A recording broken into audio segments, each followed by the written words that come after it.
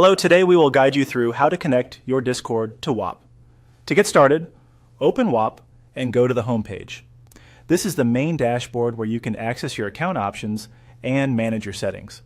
If you are not already signed in, make sure you log in first so you can reach the correct account page.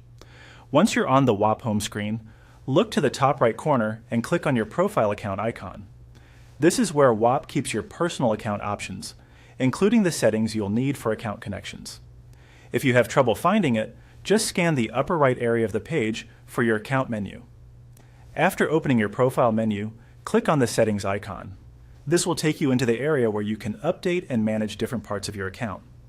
Settings is the place where Whop organizes important options such as profile details, preferences, and connected services. When the settings page opens, find and click on Connected Accounts.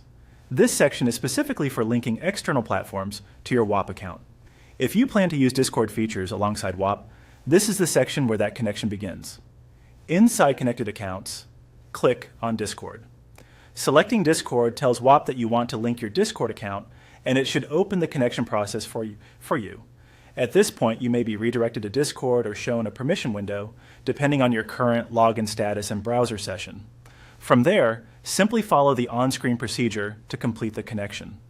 In most cases, you'll be asked to approve the link between Whop and Discord. Take a moment to review the prompts carefully so you understand what access is being requested. Then continue through the authorization steps until the connection is confirmed.